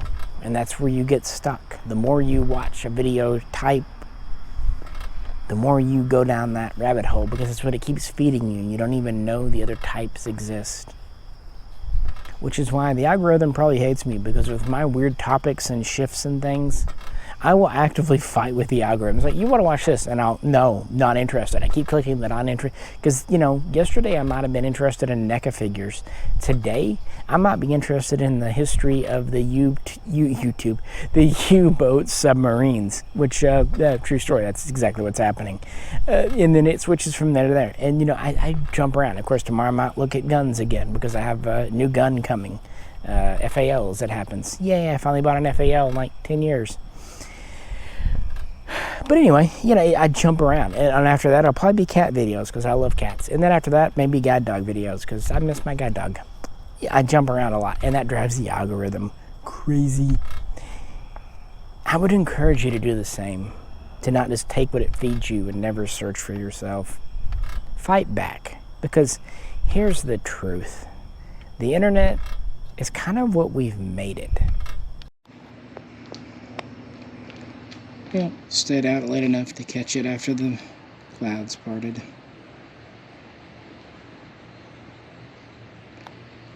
Alright, enough with the intermissions. Let's wrap this video up.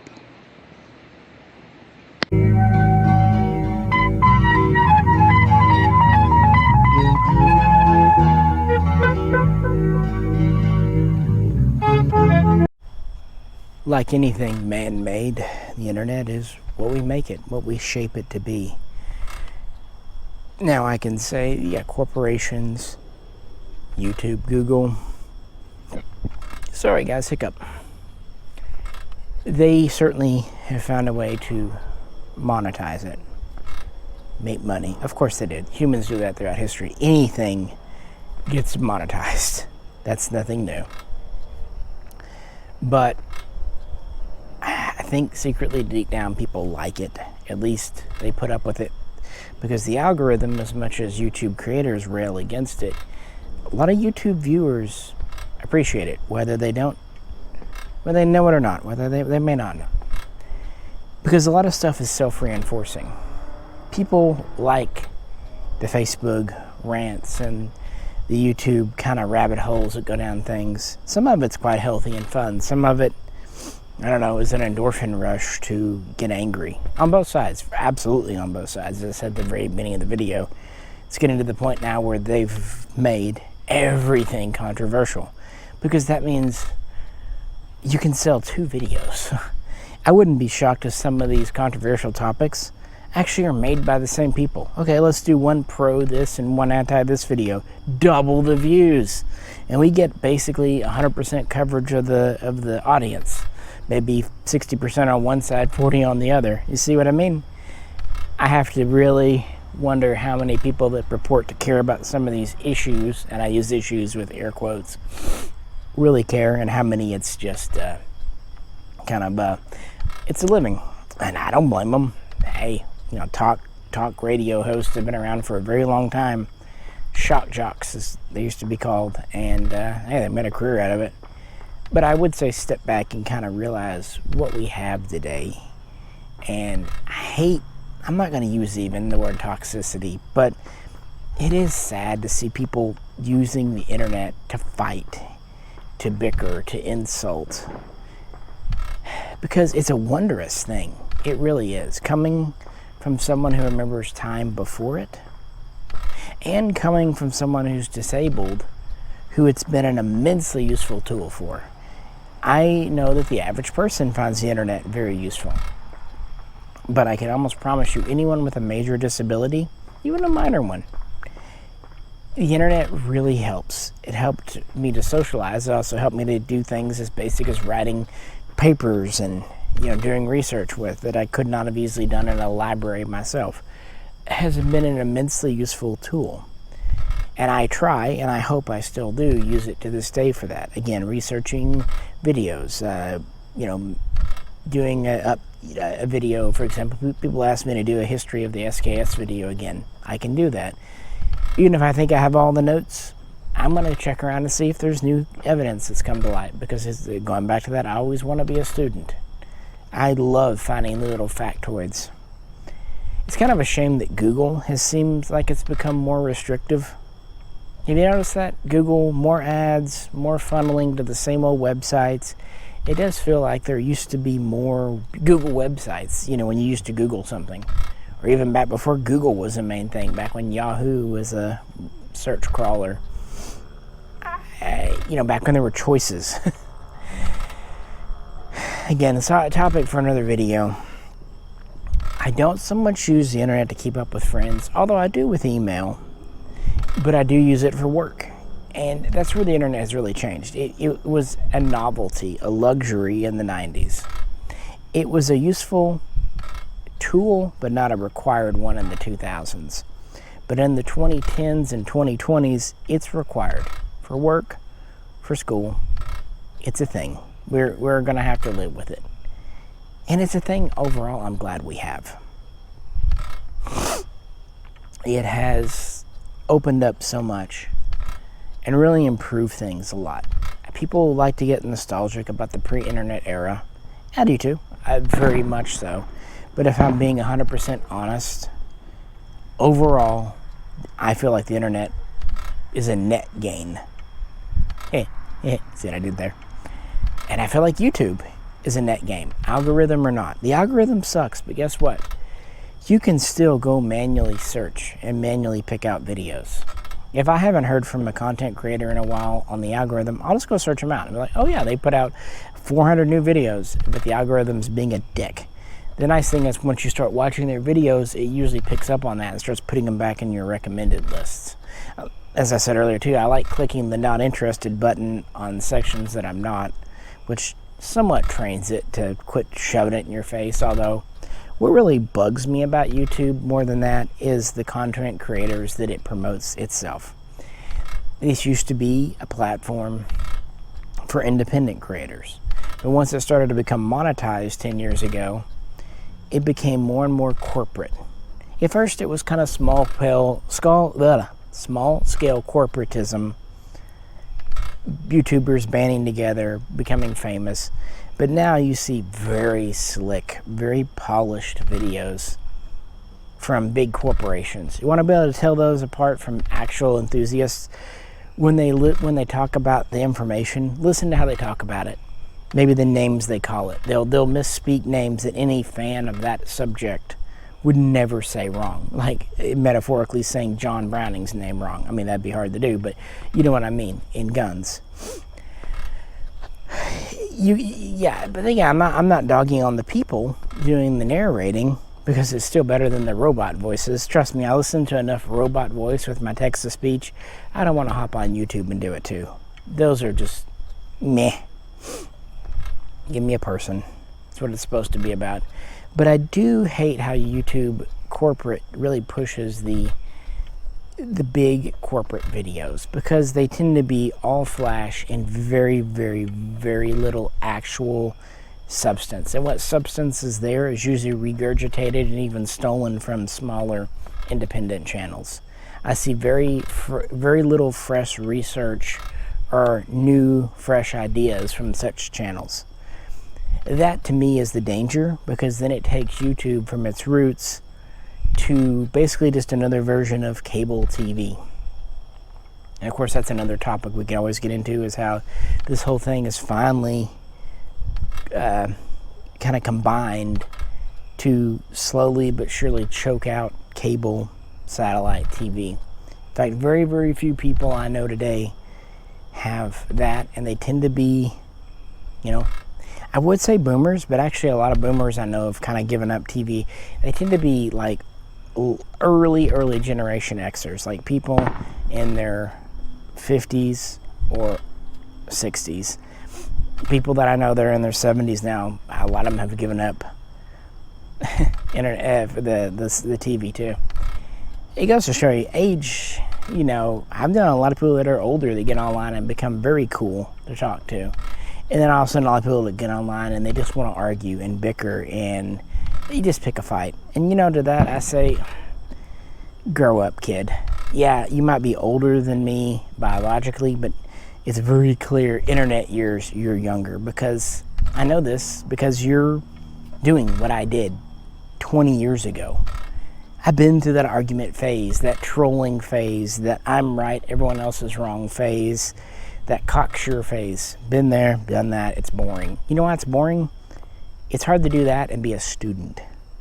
If you think you're right, especially on a form of something, you'll never learn. You can't really be a student or even an effective teacher if you're just so sure you're right. You ever have that teacher in school that when you call them out on being wrong, which happens to every teacher, trust me, there's two ways to react. One, they can go, well, I didn't know that, thank you, let's look at it again. Or they can just double down on their wrong position.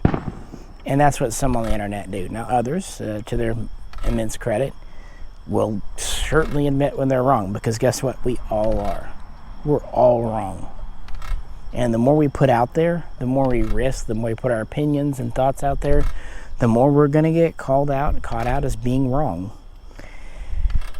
It happens. Oh well. I mean, if you can't stomach being wrong once in a while, you're going to have a rough life. And being on the internet so long, people that have been on longer than me or as long as me, I bet you feel me. Also, I think a lot of us just get tired of fighting. It can be fun for a while, but it wears you out, frankly. And at the end of the day, it's about as effective as masturbating a lot. You feel like you've accomplished something, you get a rush, but then you realize you've done nothing but make a mess, and parts of you are sore, and the day's gone by. So, yeah, it doesn't do much. It doesn't add much. It's one reason I do like making videos, both on here and the main channel. It feels like I've done something constructive and creative. And if I'm wrong on some points, which almost every video I get something wrong, oh well. I'll integrate what someone tells me in the next one. That's cool. Because I always want to study. I always want to learn. And that was the whole reason I got on the internet in 1994. It was the whole reason I got a computer in 1984. Learning, growing, and experiencing the world. And for those that use the internet for the same, we're kindred spirits.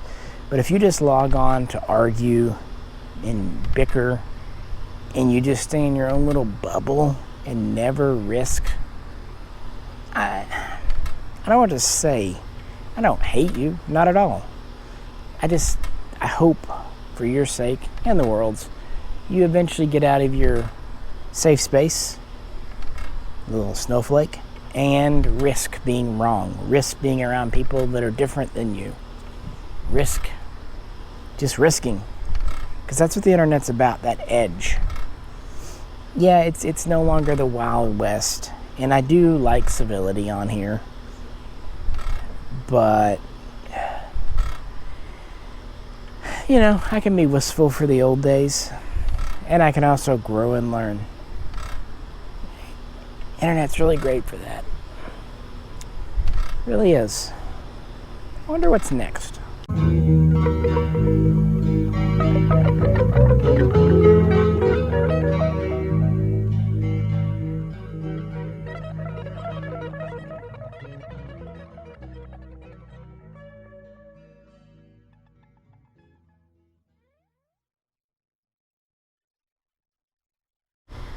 Unfortunately, some of it won't be good. It will be further corporatization, further walling off of services, kind of, this is this sector, this is that sector. That's inevitable with corporations. If a website is successful, it either gets bought out by a pre-existing big conglomerate or it gets mashed out of the market. That's nothing new. That's how economics, how capitalism has worked. It's not how it should work, but it's how it has worked for a very long time. It's grown into the internet. But it's also something people really need to live now, which means its potential for abuse is only limited when people step in and say no more. Again, like I said a minute ago, you don't have to use the algorithm. You can manually search things out. You don't have to take the first perch. I'm hungry. The first page on Google as a result. You can click 2, 3, 4, or you can find other search engines. Yeah, they still exist. Tiny compared to Google, but they do. Don't know. I would say if you're having fun on the internet, if you look forward to hopping online, cool, you're like me. I like getting on the internet every day. See what's new, what's there. Yeah, I like consumerism on here. I'm a human. I still have eBay. 23 years later, still have PayPal. Yeah, I managed not to get kicked off PayPal, which is not a small achievement. On the other hand, people that dread getting on the internet, if you found like every time you get on the internet, it's just a fight, or you feel outraged, your blood pressure goes up, you're not a bad person, but maybe look where you're going. Maybe the websites, the forums, the web pages you're going to, or YouTube channels you're visiting, aren't all that healthy. I found a lot of the outrage places, they're real good at telling you what's wrong. They're not very good about telling you how to fix it, how to get better. Because a lot of them, they're not in it to get you better. Just like an alcohol store is not in it to help you go to AA if you have a problem. They want to keep you angry because you'll keep coming back for more and more. If you notice a lot of them, and I'm just talking about different subjects in general, and again, on both sides of the fence for sure, they don't give you solutions. They just give you new things to be outraged about every day. They don't tell you, well, this is bad, but here's an idea, or here's a better person, here's a better way. Not usually. Or if they do, it's something pie in the sky, never gonna happen. You know, the gun community can say, well, this is bad. Just, take all gun laws off the books, abolish the ATF. It's not gonna happen. It's just not.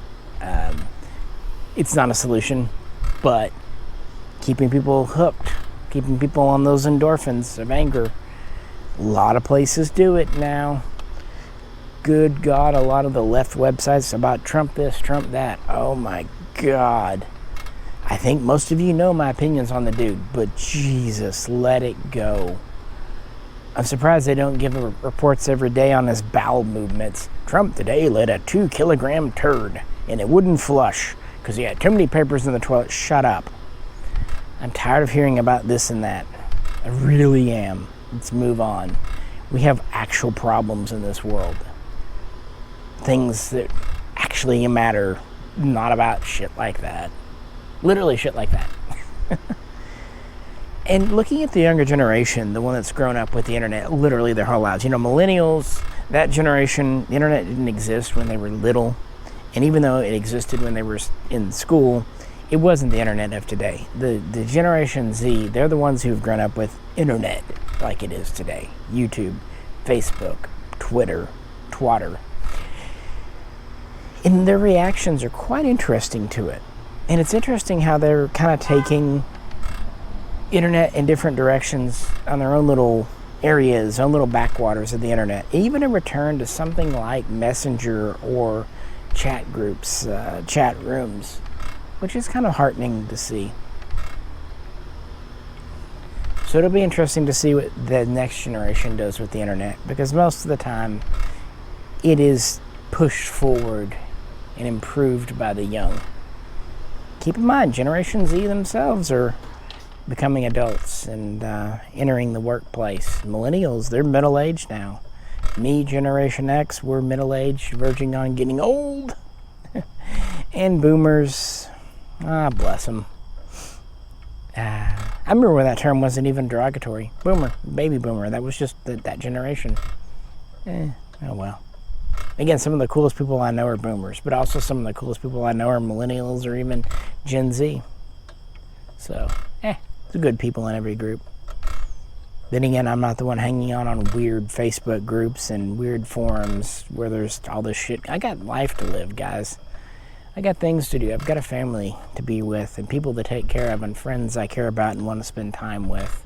Sometimes the internet helps me do it. Sometimes I like sitting out in the yard like I've been doing this whole time.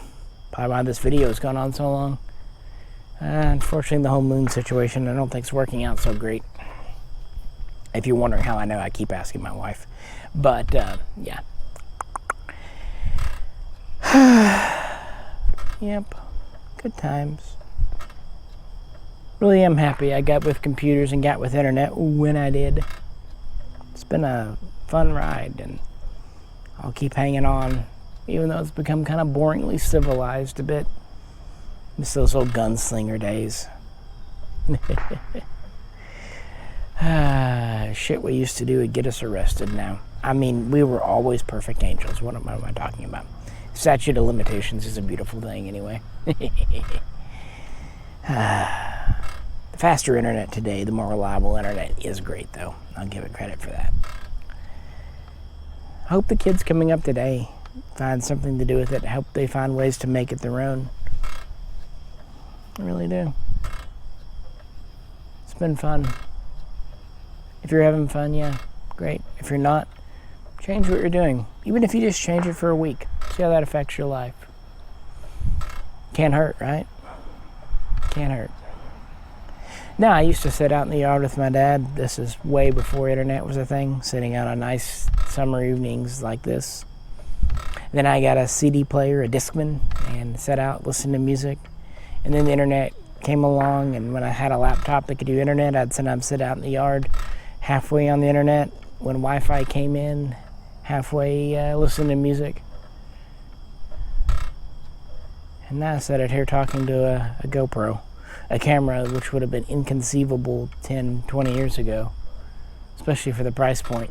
I know they might seem expensive now, but that's one thing. Like I said, electronics have really come down compared to what you used to get.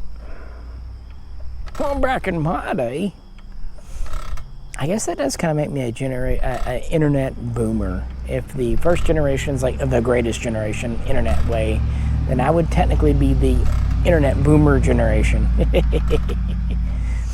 Well, it's all in good fun. Seems like the fireworks are dying down too. Oh well. What do you think? What are your internet stories? Interesting place. I just wish it was easier to get out of your bubble. I don't really blame people. Messengers and stuff, see, I said fireworks are gone and then they start back up. they heard me.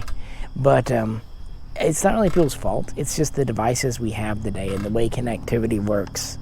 Back in the day, there were so few people online that the internet kind of had to show you people from around the world to give you enough people to talk to. Now, everyone's got the internet. Well over 1 billion people. Kind of hard to talk to someone from abroad. And that's not even getting into the political situation these days. It's nice sitting out. Hope everyone had a good 4th of July. And guess I'm going to wrap this up, go grab a bite to eat, and call it an evening, guys. This is Misha. Catch you very soon next time.